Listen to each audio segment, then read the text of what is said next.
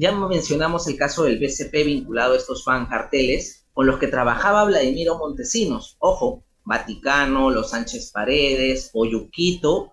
El investigador Gino Román reveló que Vladimiro Montesinos y los narcobancos habrían estado detrás del golpe de estado que le dieron al presidente Pedro Castillo. Esto luego de que no funcionaran sus esfuerzos para que Keiko Fujimori ganara las elecciones, algo que fue probado por los audios en los que se le escucha dándole órdenes para que se hicieran arreglos para que ganara la señora K. Y es que se hablaba de vínculos comerciales, de un socio vinculado con el ex asesor del dictador Alberto Fujimori en la empresa familiar de la ahora ex fiscal de la Nación Patricia Benavides. Pero nadie esperaba que un lugarteniente de Montesinos como Guamán Azcurra hubiera estado en el Ministerio de Defensa conspirando para dar el golpe. Vladimiro Montesinos habría hecho todo esto porque se vienen los juicios en su contra y en contra de todos los miembros de la organización criminal llamada Cuatro Judíos, liderada por Moshe Rothschild Chassin, uno de sus ex socios. Todos ellos ya tienen comprado el Poder Judicial y su caso sería visto por Emma Benavides, nada más y nada menos que la hermanita de la fujifiscal. A continuación te mostramos el video. En un programa fuera de serie, porque la verdad no es nuestro horario, pero hemos querido compartir esta información que es muy importante a estas alturas para todos los peruanos. Esta es información que apunta al corazón del verdadero poder detrás del golpe de estado al señor Pedro Castillo, que poco a poco se va transparentando con el pasar del tiempo y las revelaciones de algunos de los personajes que han sido o han colaborado para el fatal desenlace que ocasionó la salida de Pedro Castillo y lo que vino después.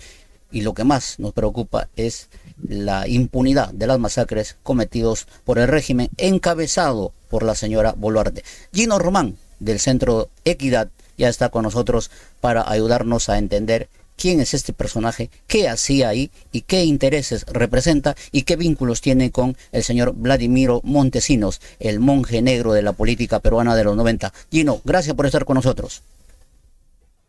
Hola, muchas gracias por la invitación nuevamente, Jaime.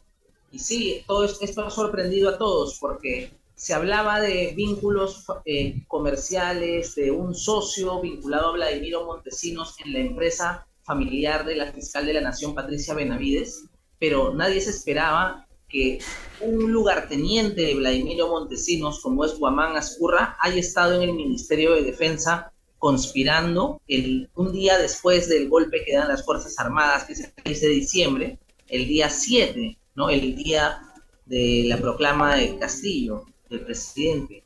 Sí. Sí. Bueno, sí, digamos, para nosotros también es como que nos cae de sorpresa porque se ha especulado mucho dentro de los funcionarios o de los encumbrados mandos de las Fuerzas Armadas que después han tenido participación en el régimen de Dina Boluarte. Bueno, ¿qué hay detrás de este personaje, Gino, además de su ligazón umbilical con el señor Vladimiro Montesinos? Pero ¿cuáles son los intereses? ¿Cuáles son los intereses económicos que se habrían conjugado ahí para traerse abajo al señor Pedro Castillo? Bueno, primero hay que recordar que la influencia de Vladimiro Montesinos sobre el gobierno de Pedro Castillo viene desde antes de las elecciones, ¿no? Se filtraron unos audios en los cuales Vladimiro Montesinos en la base naval del Callao conversaba con Pedro Rejas y le señalaba de que sí, que hay que hacer tal cosa, hay que contratar a tal persona, tales abogados para que lleguen a los miembros del Jurado Nacional de Elecciones y vamos a arreglar las elecciones para que gane Keiko, porque acá su asesor Miki Torres es un tonto. Eso fue lo que dijo Vladimiro Montesinos en unos audios. Es decir, él tenía ya intereses previos en estas últimas elecciones. ¿Por qué? Porque se vienen los juicios de Vladimiro Montesinos, de Aybar Cancho y de otros miembros de la organización criminal que se llama Cuatro Judíos, que es la organización criminal de Moshe Rothschild.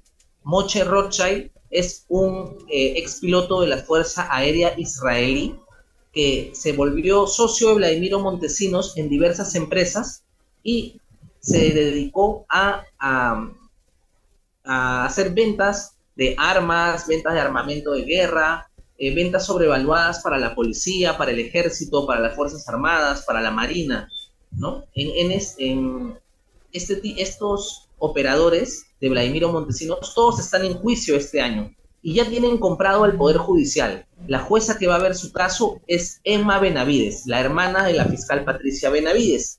Y estratégicamente, el hermano del jefe de contrainteligencia del CIN, puesto por Vladimiro Montesinos, el señor Rabanal Abanto, su hermano es accionista en la empresa de Patricia Benavides, en Ingeniería y Construcciones Chihuahua. Entonces, Montesinos ya tenía comprada a la fiscal de la Nación con el hermano del jefe de contrainteligencia del CIN, Rabanal Abanto, como accionista en la empresa familiar de la fiscal de la Nación. Ya tenía comprado al Poder Judicial, estaba también Emma Benavides, es la jueza que va a ver su juicio, que está viéndolo ahora en mayo y ahora en febrero, lo van a ver nuevamente. Es la jueza que ve todas las audiencias y que ve qué pericias se hacen y que ordena y que se están confabulando todos, con la unidad de inteligencia financiera, con todos. Luego viene Vladimiro Montesinos, la influencia que tiene con los empresarios. Recordemos qué empresarios se reunieron con Vladimiro Montesinos y no han sido juzgados, ¿no? Roque Benavides, justo que es el candidato del partido aprista, que está detrás es el que maneja a Hernán Garrido Leca, a Jorge del Castillo. Tenemos a Dionisio Romero, cuyo padre se reunió con Vladimiro Montesinos, pactó con Vladimiro Montesinos tener un discurso y una línea editorial para dar una entrevista al diario Expreso o La República, El Comercio, perdón. Y Vladimiro le ofreció, ¿quieres que salga en Expreso o en el Comercio? Entonces, el hijo de Dionisio Romero le debe favores a Vladimiro. Y qué curioso que es uno de los empresarios que más se ha beneficiado del gobierno de Dina. Dionisio Romero ahora ha ganado el monopolio de la venta de pasajes a Machu Picchu, ¿no? La concesión monopólica en el año 2023 le entregan un monopolio a uno de los consorcios más grandes del país, ¿no? Y no solo eso, sino que en estos impuestos que pagó de forma adelantada durante el gobierno de Pedro Castillo, los van a recuperar. Es decir, todas estas empresas que de buena fe estaban pagando sus impuestos, ahora en juicios van a ganarlos, entre ellos Roque Benavides. Entonces, además, Vladimiro Montesinos, según diversos autores, Gustavo Gorriti, Humberto Jara, el mismo Vaticano, el narcotraficante, todos han registrado que Vladimiro Montesinos trabajaba con diversos cárteles, llámense el cártel de Cali, el cártel de Medellín, el cártel de Guadalajara y el cártel de Tijuana, por nombrar algunos, ¿no? Estamos hablando de 4 cárteles de narcotráfico, 2 mexicanos y 2 colombianos. Entonces, dentro de este expertise que tenía Vladimiro Montesinos, no solamente hacía negocio con los cárteles de sacar la cocaína procesada como pasta básica de acá de Perú, de la selva de Pucallpa y Tarapoto, justo donde tenían oficinas, de Tocache y del BRAE, justo donde tenían oficinas el Banco Interbank y el BCP. ¿Está bien? Entonces, desde los años 90, Vladimiro Montesinos conocía las rutas de tráfico de cocaína de estos 4 cárteles que he mencionado. Y en esos años, los cárteles lavaban su dinero a través de bancos. ¿Por qué? Porque el sistema de supervisión de banca y seguros, la SBS, no solamente tiene medidas deficientes y multas deficientes, y no solamente no multa a los bancos por temas de lavado o por no reportar operaciones sospechosas a la unidad de inteligencia financiera en su momento, sino que la misma SBS, la Superintendencia de Banca y Seguros, es manejada por Socorro Heisen, que es prima de un narcotraficante, como es Rolando Velasco Heisen. Es decir, acá en Perú, la actual superintendenta de Banca y Seguros, Socorro Heisen, viene de una familia de narcos, que son los Velasco Heisen. Todos ellos son apristas. El secretario general de la SBS, el señor Melgar Romarioni, es hijo de este conocido y legendario aprista, Melgar, que fue el abogado de la trabajadora o amante de Banquero Rossi, este mega empresario pesquero. ¿Qué pasó? Hace algunos años en Perú asesinaron al empresario Banquero Rossi. ¿Está bien? Terminó con una persona en la cárcel y la principal sospechosa, que era la amante, la secretaria, voló y terminó en Estados Unidos. ¿Quién fue abogado de esta persona? Fue el señor Melgar, un conocido abogado aprista. ¿Está bien? ¿Quién es el padre de Socorro Heisen? Es el señor Luis Heisen Chaustegui, fundador del APRA. ¿Está bien?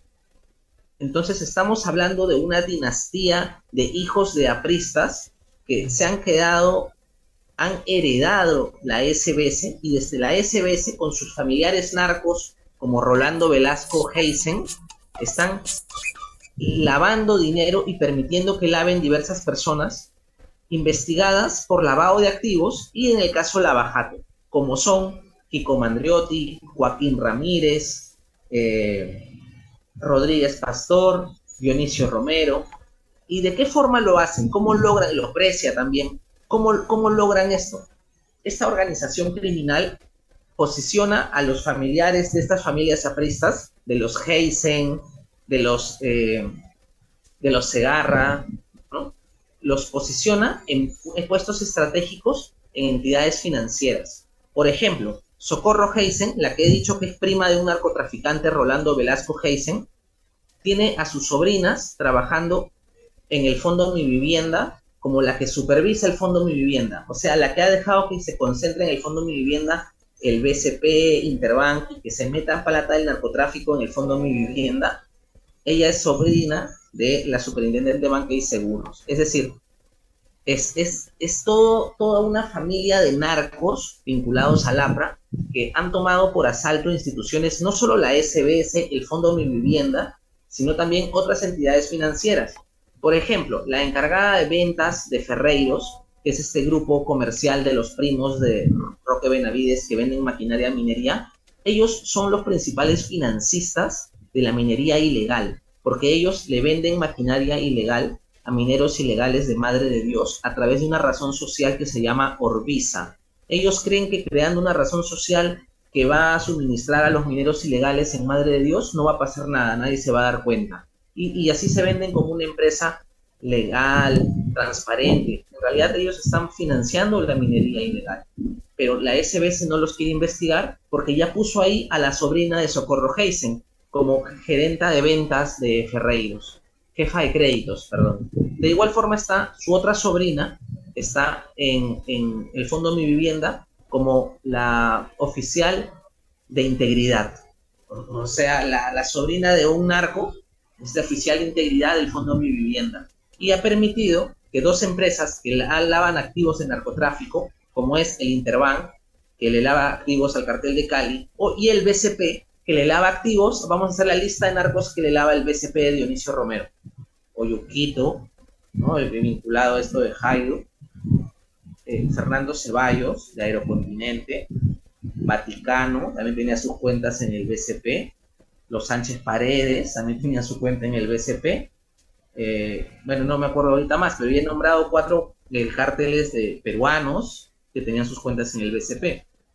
Y así como el BCP manejaba estas cuentas de estos 4 cárteles peruanos, y mencioné que el Interbank le lavó 2 millones al cartel de Cali a través de una cadena de farmacias que se llama Colpharma, y luego de haberle lavado su dinero al cartel de Cali a través de farmacias, en sus cuentas bancarias de farmacias en el Interbank, luego Interbank a Rodríguez Pastor se le ocurrió la genial idea de también tener cadenas de farmacias, porque dijo, oh, wow, qué genial su negocio de los Rodríguez Orihuela en Colombia, que lavan su dinero en sus cadenas de farmacias y a veces nos lo pasan acá a Perú y lo retiran acá en Perú y se lo lavamos nosotros. ¿Por qué no hacemos nosotros también una cadena de farmacias? Recordemos que el padre de Rodríguez Pastor, el señor Carlos Rodríguez Pastor Mendoza, también es accionista, era accionista del Pacific Industrial Bank, el banco que usó para lavar Vladimiro Montesinos.